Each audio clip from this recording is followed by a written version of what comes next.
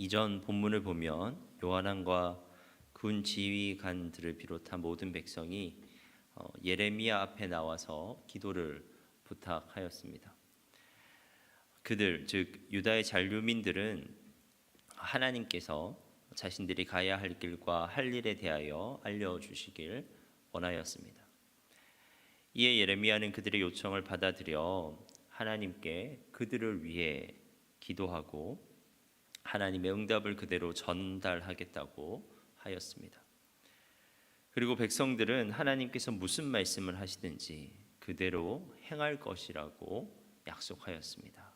6절 말씀인데요. 우리가 당신을 우리 하나님 여호와께 보냄은 그의 목소리가 우리에게 좋든지 좋지 않든지를 막론하고 순종하려 함이라. 우리가 우리 하나님 여호와의 목소리를 순종하면 우리에게 복이 있으리라 하니라.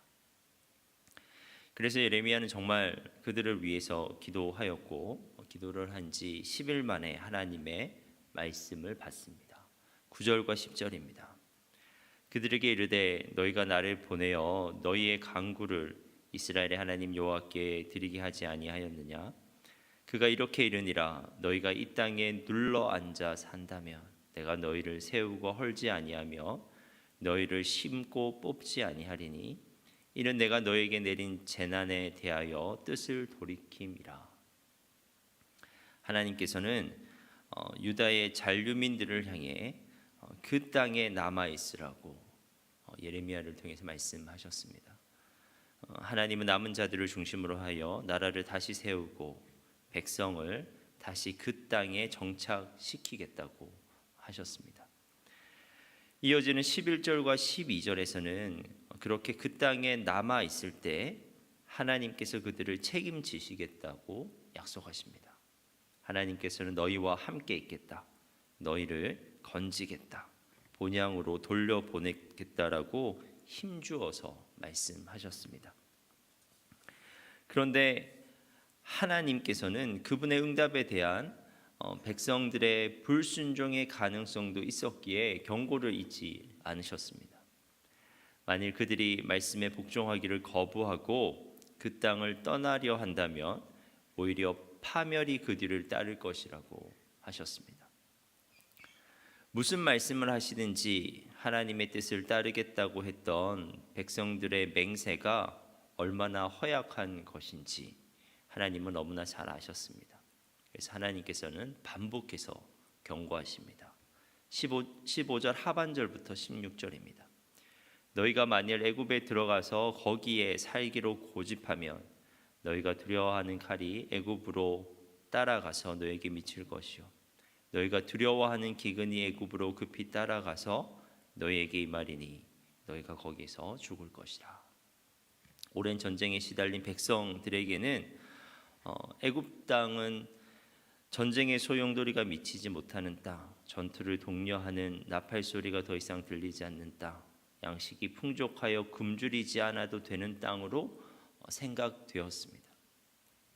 하지만 하나님께서는 죽음을 피해 달아난 애굽 땅이 오히려 그들에게 무덤이 될 것이라고 말씀하셨습니다. 도움과 구원 대신 칼과 기근과 전염병이 그들을 따라갈 것이라고 말씀하셨습니다. 그런데 이후의 상황을 보면 유다 잔류민들은 결국은 하나님의 말씀에 순종하지 않고 애굽으로 가게 됩니다. 결국 그들이 예레미야에게 기도해달라고 부탁하면서 한 말이 진심이 아니었음이 분명하게 드러나는 것입니다. 말로는 좋든지 나쁘든지 하나님의 말씀을 듣겠다고 하였지만 실제로는 애굽으로 가도 좋다는 말씀이 아니면 처음부터 순종할 생각이 그들에게는 없었던 것입니다. 그들이 필요로 했던 것은 자기들의 결정에 대한 하나님의 승인이었을 뿐입니다. 그들은 하나님의 뜻을 구하면서도 오로지 자신들의 안전에만 관심을 두었습니다. 그들은 안전을 위협하는 것처럼 보이는 하나님의 뜻에는 도무지 순종할 생각이 없었습니다. 그들은 하나님의 뜻을 신뢰하지 못했습니다. 두려움이 그들의 하나님에 대한 신뢰를 사라지게 하였습니다.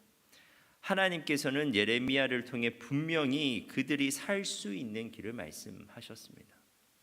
하지만 무슨 말을 해도 듣지 않으려는 사람을 설득할 수는 없는 법입니다. 하나님의 일에는 강제가 없습니다. 하나님은 그들이 살 길을 마련해 놓으셨지만 우리가 그 길로 걷지 않는다면 그 길은 없는 것이나 마찬가지입니다. 하나님께서 눈을 뜨라고 했는데도 눈을 뜰 생각을 하지 않는다면, 손을 내밀라 했는데 내밀지 않는다면, 일어나 걸으라 했는데도 일어나려 하지 않는다면 하나님도 하실 수 없는 것입니다. 하나님이 우리에게 무엇인가를 요구하시는 까닭은 우리에게 좋은 것을 주기 위해서입니다. 그런데 그 좋은 것은 꼭 우리가 바라는 것은 아닙니다. 하지만 우리보다 우리를 더 잘 아시고 우리보다 우리를 더 사랑하시는 하나님은 우리에게 꼭 필요한 것이 무엇인지를 아십니다. 그러한 하나님에 대한 인격적 신뢰가 있을 때만 우리는 하나님의 뜻을 따를 수 있는 것입니다. 하지만 우리에게 그러한 하나님에 대한 인격적 신뢰가 없다면 그 좋은 것을 하나님께서 우리에게 주시고자 하는 그 좋은 것을 좋은 것으로 받아들일 수가 없습니다. 사랑하는 여러분, 약속의 땅은 조건이 좋은 것이 아니라 하나님이 함께 계시는 땅입니다. 전쟁 없고 양식이 풍부한 땅이라 하여 애굽으로 내려가면 잘 살 것 같은데 그렇지 않습니다. 하나님의 뜻이 아닌 곳에, 하나님이 없는 그곳에는 우리가 도무지 예상하지 못하는 위협이 가득합니다. 하나님이 명하신 유다 땅에 오히려 머물러 있으면, 하나님과 함께 머물러 있으면 도리어 우리를 지키사 칼과 기근이 사라지게 하시고 우리를 그 땅에 심고 세우십니다. 진정으로 안전한 땅은 하나님이 함께 하시는 땅이지 전쟁이 없는 땅이 아닌 것입니다. 사랑하는 여러분, 지금 기도의 자리에 나오신 여러분, 이 시간 기도를 통해 하나님의 뜻을 묻고 계십니까? 그렇다면 그 뜻이 나의 생각과 다르다고 해서 섣불리 손살에 치는 것이 아니라 정말 그 뜻이 하나님의 뜻인지 진지하게 다시 한번 확인해 보시기 바랍니다. 그리고 그 뜻이 정말 말씀에 근거한 하나님의 뜻이 분명하다면 나의 생각과는 다르더라도 순종해 보시기 바랍니다.